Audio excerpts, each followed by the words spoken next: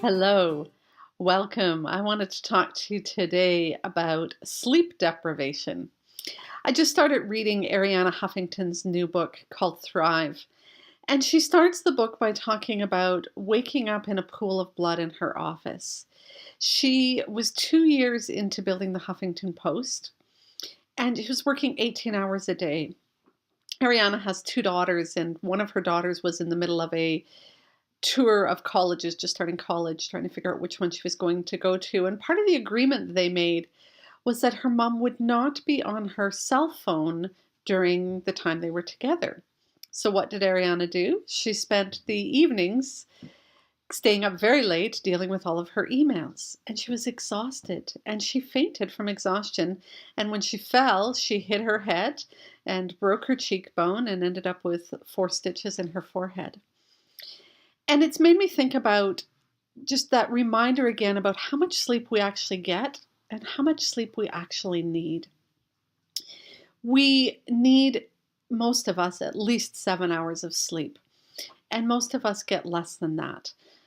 And as we attempt to get through our days when we're sleep deprived, we struggle. We struggle with being focused and clear. We struggle with decision making. We struggle with being on task. We struggle with our emotions. And on top of that, there is a higher risk of obesity. There's a higher risk of heart problems. There's a higher risk of a number of physical things that happen to us because we're sleep deprived. And in leadership positions, you don't have the luxury of not being on top of your game when you can. And in order to do that, you have to get sleep. So here's what you need to do. Go to bed earlier. Start with 15 minutes. Start with getting into bed 15 minutes earlier than you normally do. Work your way up.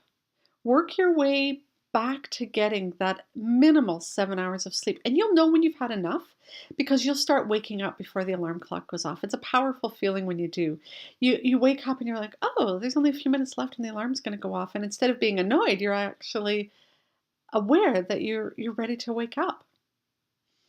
So start going to bed earlier, but also start developing that habit, those patterns before you get into bed at night that settle you down. Arianna talks about making the bedroom a technologically free zone. Don't charge your cell phone beside your bed because our tendency is to not shut it off, not get away from it. And what we need to do before we go to sleep at night is start to unwind and settle down and separate, not connect still to the work that we're doing. So find some evening rituals, routines that help you de-stress, settle down, warm bath, yoga, tea, reading a non-work related book, and get to bed earlier. You will appreciate it, your body will appreciate it, and your work will improve. And even more important than that, your personal life will improve. You'll feel better, you'll be more connected, and you'll find more joy in life. Get some extra sleep tonight.